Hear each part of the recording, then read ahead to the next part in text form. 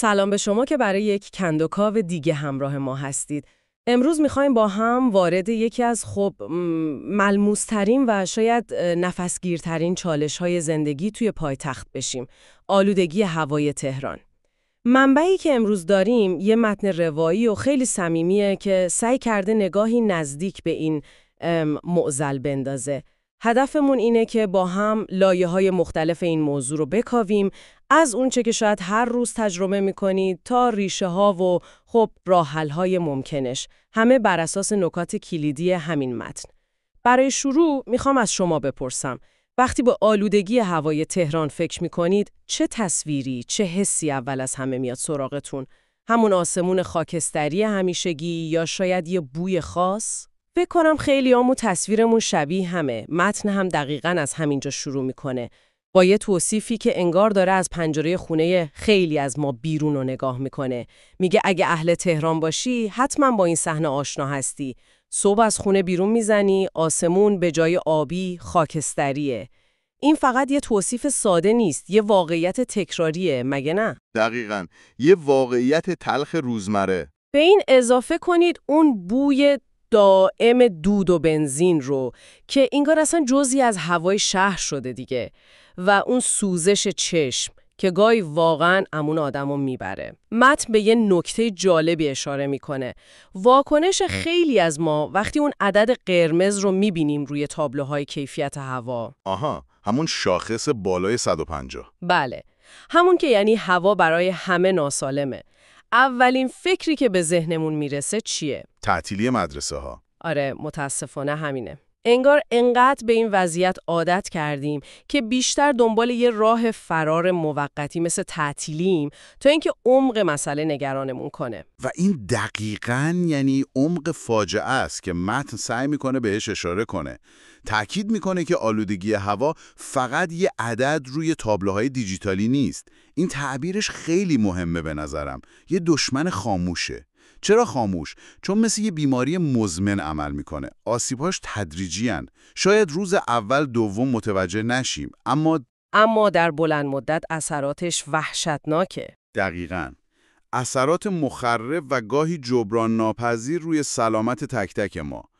آماری که توی متن اومده، خب گرچه شاید قبلا هم شنیده باشیم، اما هر بار شنیدنش واقعاً تکان دهنده است.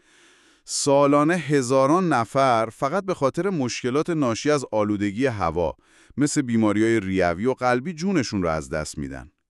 این یعنی آلودگی هوا فقط یه مزاحمت روزمره نیست، یه بحران سلامت عمومیه با هزینه‌های انسانی خیلی گزاف. و جالبه که این هزینه همونطور که متنم اشاره میکنه برای همه یکسان تقسیم نمیشه. یعنی یه گروه‌های بیشتر در معرض خطرن. بله، کاملا درسته. گروه‌های خاصی هستن که بار سنگین‌تری رو به دوش میکشن، مخصوصا سالمندان، بچه‌ها و آدمایی که آسم یا بیماری قلبی دارن. خب سیستم تنفسی و ایمنی این افراد حساس‌تره و طبیعتاً آسیب پذیریشون خیلی بیشتره در مقابل هوای آلوده. در واقع اونها خط مقدم مواجهه با این دشمن خاموش هستن. دقیقاً. و این آسیب فقط محدود به بیماری‌های جدی یا خدای نکرده مرگ زودرس نمیشه ها. متن به یک جنبه ظریف‌تر اما خیلی فراگیرتر هم اشاره میکنه. چیزی که شاید خیلی از ما تجربهش کرده باشیم بدون اینکه دقیقاً بدونیم علتش چیه. ذرات معلقی که وارد ریه هامون میشن و باعث میشن ما حتی وقتی نفس میکشیم احساس خستگی کنیم. آها، این خستگی دائمی. بله، منظور از این ذرات معلق همون ذرات خیلی ریز گرد و غبار، دوده، مواد شیمیاییه که توی هوا شناورن و انقدر کوچیکن که از سدای دفاعی بدن رد میشن، مستقیم میرن تو جریان خون. عجب. این خستگی مزمن، این بیحالی دائمی که کیفیت کار و زندگی روزمره‌مون رو میاره پایین، میتونه یکی از عوارض مستقیم تنفس همین هوای آلوده باشه. این نشون میده آلودگی چطور خیلی پنهانی سطح انرژی و کیفیت زندگی همه ما رو، حتی اونایی که ظاهراً سالم هستیم، تحت تاثیر قرار میده. خب حالا که ابعاد این مشکل و اثراتش رو کمی بیشتر باز کردیم، بیایم ببینیم متن در مورد ریشه ها یعنی دلایل این وضعیت چی میگه. اولین نکته‌ای که بهش پرداخته مقیاس عظیم این چالشه. تهران همونطور که متن اشاره میکنه شهری با بیش از 8 میلیون نفر جمعیت و حدود 5 میلیون خودرو. 5 میلیون خودرو؟ این عدد به تنهایی وحشتناکه. دقیقاً.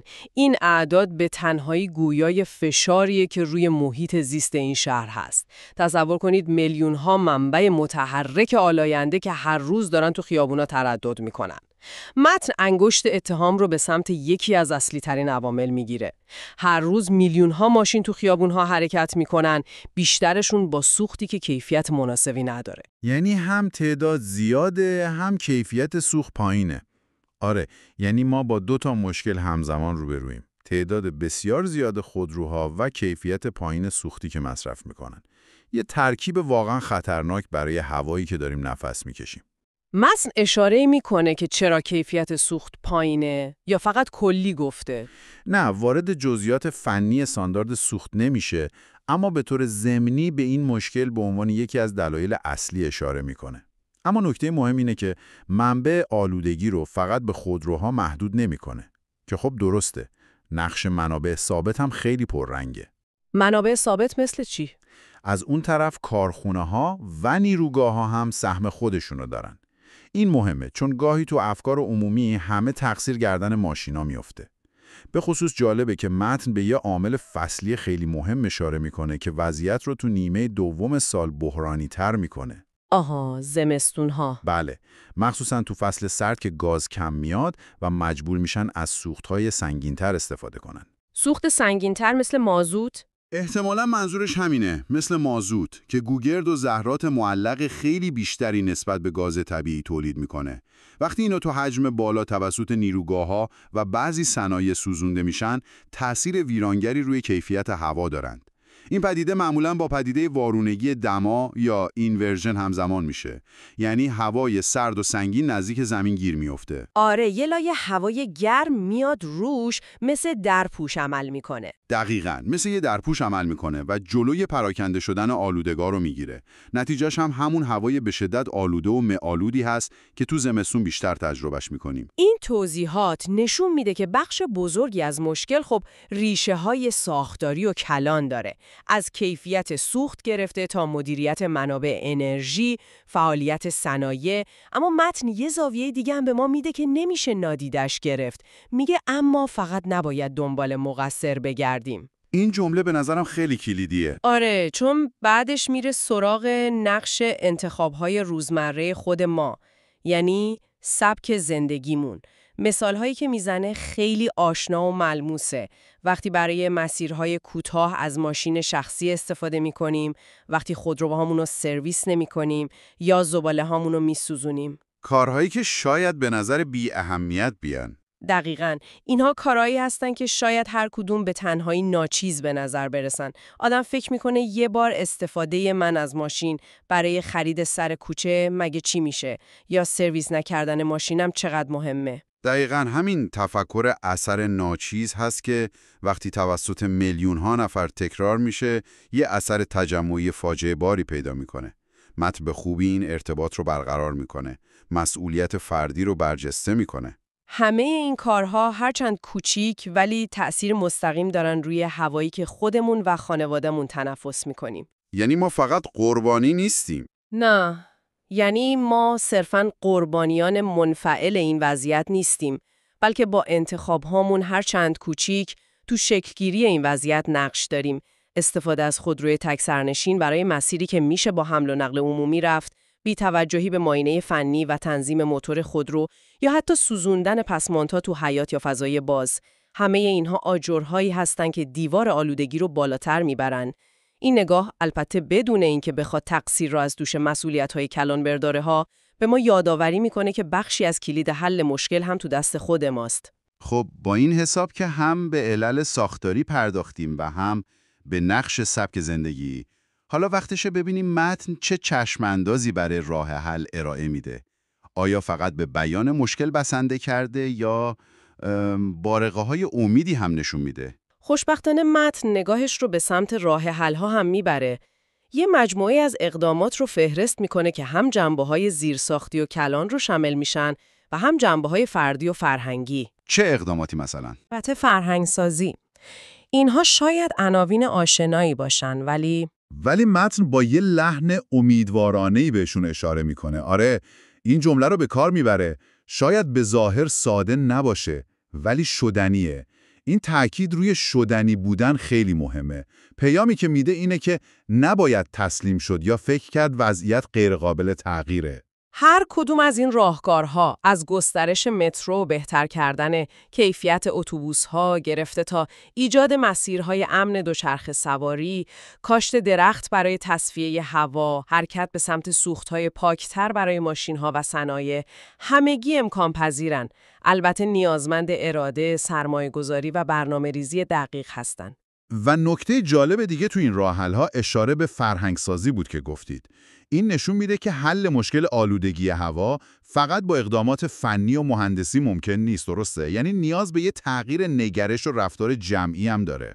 کاملاً. فرهنگسازی یعنی اینکه اهمیت هوای پاک، مسئولیت پذیری فردی و جمعی و ترجیح دادن گزینه‌های پایدارتر به جای راحتی‌های مقطعی تو ذهن و رفتار جامعه نهادینه بشه.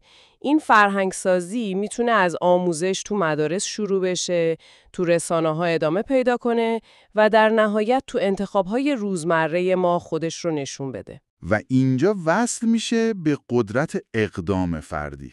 دقیقاً، که متن خیلی خوب روش تاکید میکنه. بله، دقیقاً به همین نکته میخواستم برسم.